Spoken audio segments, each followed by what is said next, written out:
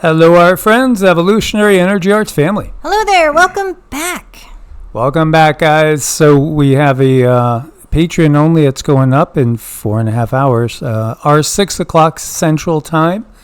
It's an exclusive, and you could kind of get the idea of what the topic is going to be over there.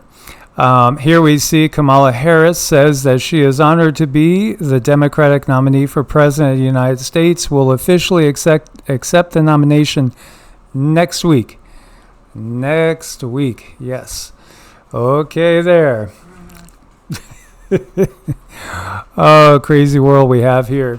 Meanwhile, we have Lindsey Graham introducing a resolution to authorize the use of force against Iran using United States armed forces. In other words, he's trying to declare war on Iran, or at least just basically attack them. Yes, there is this group that just wants death and destruction, is there not? I see them all over the place. You really cannot even look at mainstream without seeing those who want the destruction. No, absolutely. And here you have this tweet says, Jim Cramer says it's not the end of the world, but yet NASDAQ futures dropping as if it is the end of the world. As well, the stock markets are having a bad day, a massive crash in stock markets, more than 3 trillion wiped out. Now, for Cindy and I personally, we don't have any stocks. We're not. We're okay. Yeah, we're okay. I mean, the stock that we have is, food in the house on the shelves. And yes, absolutely. Maybe you could count our fruit trees and garden beds as stocks in some ways. Meanwhile, car repos rise 23% year over year. And, I thought I had an insane monthly payment for our truck, which we bought in 2019, which we just paid off.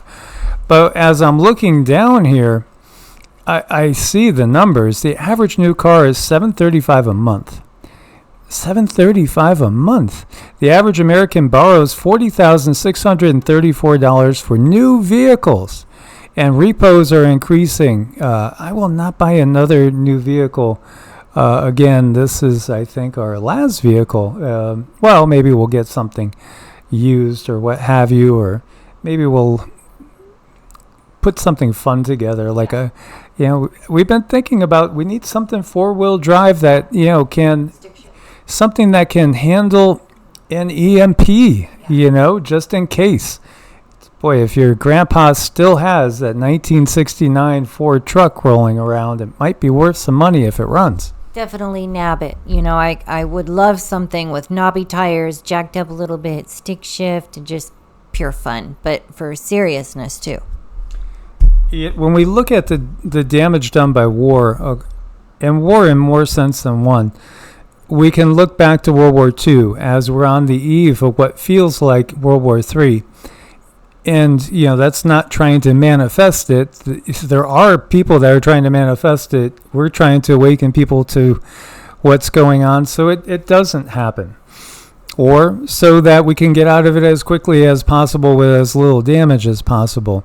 80 years ago, this tweet says from Mario Naufel, on August 1st, 1944, 30,000 Polish Home Army soldiers attacked the Germans occupying Warsaw. In just 63 days, 250,000 Poles were killed. Warsaw's population fell from 1 million to 5,000. 90% of the city was destroyed. And when I look at the photos, and these are photos that are redone in color, it makes me think of Gaza. It really makes me think of what's happening in Gaza. When you look at the leadership of this world, it's all about creating death and destruction, which leads around to more profits and more control for the controllers, the real controllers. And it's insanity because, there's times, like I think back to the stories of, it was in World War I, in the trenches in France, you had English and French on one side, you had Germans on the other. It was Christmas Eve. Somebody started singing a Christmas carol, and before you know it, they all had gotten and laid down their arms and were singing together Christmas carols and then they went back to killing each other the next day. It's just insane. The world needs to wake up to what is going on. As you look at the destruction in Gaza, it feels like Warsaw back in 1944, does it not? When you look at this and look at the numbers, one thing to recognize too, Israel did not exist until after the destruction of World War II. And it wasn't until after World War I with the Balfour Declaration that the notion of recreating Israel after almost 1900 years of not existing was coming about, again, led by a Rothschild. This is the reality of it. And then Ukraine didn't exist until the breakup of the Soviet Union, and then it was reborn in this modern age. So Israel recreated in 1948, the Ukraine in the 80s. And the fact is that Poland itself was re-brought into being, because many nations have existed and then they were gone. Sometimes they're resurrected.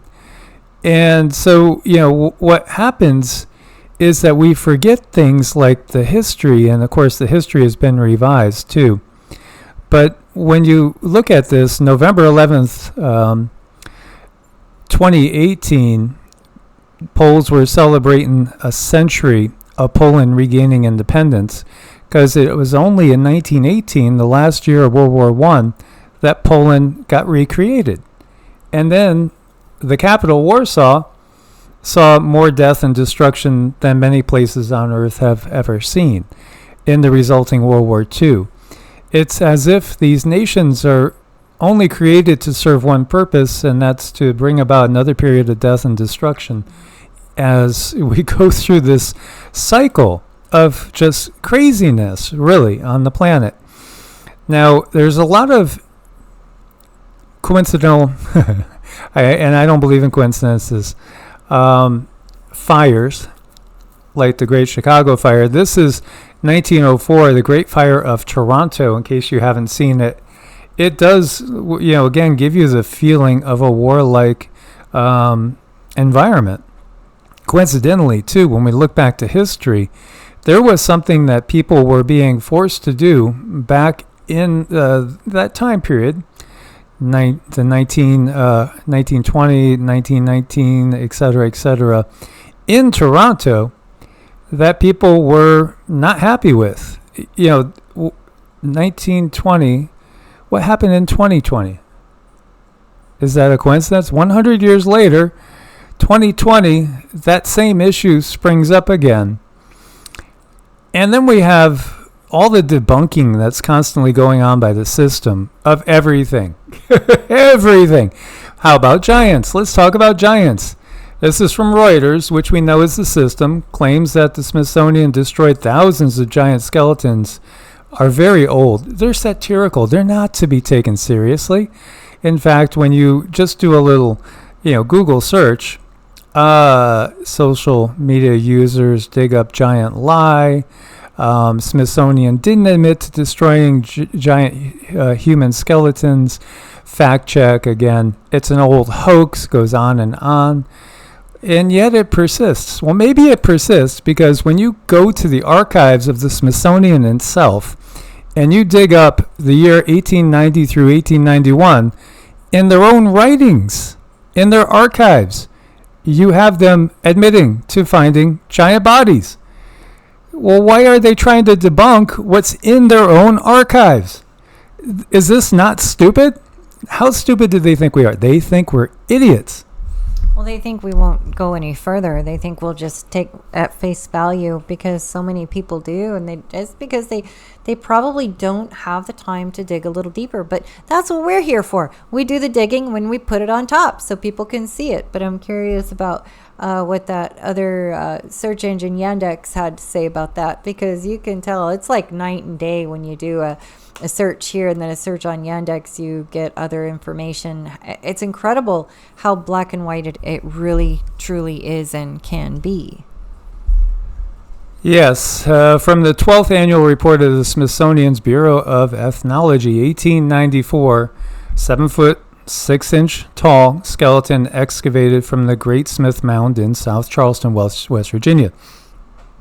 And we could go on, with hundreds of them. They detail all the different accessories found with the skeletons, and there are tens of thousands. By the way, I just ordered his book. You could get it on Amazon if you're interested. Gregory L. Little. Yes, interesting stuff. He does good work. We can see all over the world, really. The evidence of giants is overwhelming, of various sizes, too. Most typically, I will say, between 7 and 10 feet seems to be the average. So, not too far past the realms of for those that remember, Shaquille O'Neal, Manute Bol, your NBA centers, well, they would be average to small with what was dug up all over the United States and other areas too. All over, everywhere you look, Mississippi, North Carolina, Georgia, Ohio, Tennessee, Pennsylvania, West Virginia. Giants, everywhere you look. It's well documented, and it's in the Smithsonian's own records. Why are they trying to debunk something that's documented in their records? Do they know how stupid they sound for those that have, taken that little look? Again, how many? It's well into the thousands, and in fact, it's well past the thousands. Hundreds of thousands, maybe millions. How many of these giants inhabited these United States and also Canada and also many other places? It's all over the world we see these legends. But again, it depends on the yuga, how big humans get. Yes, that part is part of it. And the other thing, too, is the fact that there's been many, many, many different humanoid species on this planet. This is a little map showing you all the locations where they've dug up giants. That's a lot. Actually, if you follow the current population map for the United States, you're going to find that it's kind of similar. I've always felt in the United States that there's something underneath there that we are completely unaware of, and we are missing, and we're not being shown, and we're not being told, and that anyone who has, indigenous ancestors in this world from the United States, I think are very, very special. And it's like, I don't think we understand that enough about ourselves, about how special we are to be from here. I think people look at the United States as, it's just boring. There's some cornfields and there's this and there's that. But no, there's a lot of stuff here. If you just open up, you don't have to go to the pyramids. You don't have to go, traveling across the world to see exotic stuff. It's right under your feet. You can see these news articles. Smithsonian gets huge Indian skull. It's because the news articles say that they rounded him up. And these were period pieces. Lost City of Giants in Sonora, Mexico. There's so much evidence, it's more than overwhelming. Serpent Mound, Ohio, this is giving you a top 10 most interesting list here. 7-foot tall skeletons. This is very, very interesting area. The energy there is wild. I've been through that area and I could feel it. There's an energy there that's very similar to the area where Judicala is in western North Carolina, and Judicala Rock. It's again legends of these giants that interact with humans, and in fact, in the story of Judicala, he was the judge. So in some ways, you could call him an Elohim, because that's really what the word originally translates to, judge. He was the one that the tribes, when they were having problems with each other or with other beings, intelligent beings out there, he would listen to the cases and would render his opinion. Yeah, I mean, that's gone on, I think, everywhere. It's just something that we've really lost, and it's been covered up. And just like the video, I keep going back to that video. Please watch it. We did it the other day, of someone who uncovered the fact that so many places in our government started to install their own education. It's their own education. They literally are making stuff up and covering up our true history, and so we don't know who we are. No, absolutely. And we don't know who the giants are either. And there's many, what we've gotten is there's many different, quote unquote, separate groups of these giants. So Washington State, you have Missouri, you have Ohio, you have both Virginias, you have the Carolinas, a lot in Ohio in reality. That was an 8 foot plus one. How about San Diego, 8 foot 4 inches? This is a very, very famous picture, which literally shows a being who is really the size of about Robert Wadlow, who was, I believe he was 8 foot 5 inches, and he died maybe 80 years ago. Lots of photographs of Robert Wadlow, who would be pretty much exactly this size. And so we know this is not something that can't happen. And in fact, I do think this is a legit photo. The San Diego giant was purchased by the Smithsonian for $500. Said it was a hoax after the fact. Yeah, sure. Catalina Island's off California as well, 9 foot 2 inch skeleton and others. And then there's actually some that were even bigger, a lot bigger, 10 feet tall, 12 foot tall, and 18 feet tall over in West Hickory, Pennsylvania. Again, there's news articles. Do you think they just fabricated the whole thing?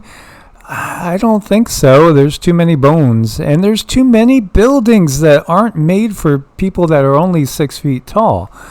Was it just because they wanted to, give the illusion of grandeur?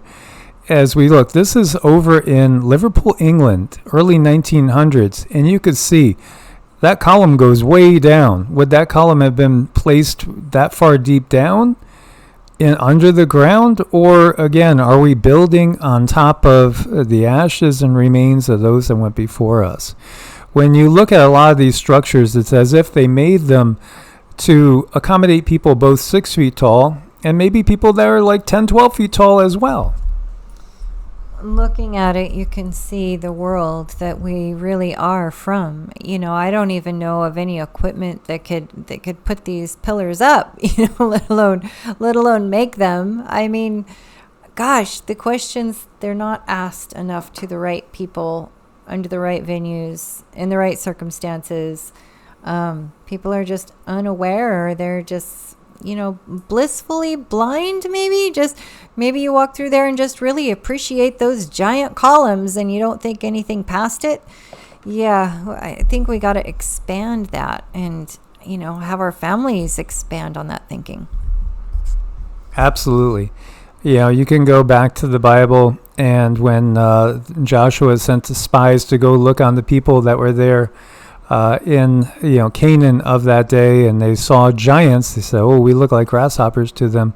What happened? The system wiped them out, and the system is wiping out one after another group of people, and they do it then in the revisionist history where they make themselves out to be the good guys, but no, they're the bad guys. They're the system. These are good guys. These are just cute guys. Cuteness overload right here. Absolutely. So, the good point is that our ancient history and the fact that it's so rewritten from the victor's standpoint is being exposed. And every day I come upon more channels that actually sound like us. And it is very, very heartening to see all the people that are catching what we're putting down, and other people are as well. And understanding, what? It's all been a bunch of bunk. Indeed. As always, guys, thank you so much for your support. Come join us on Patreon. Source bless and namaste. Namaste.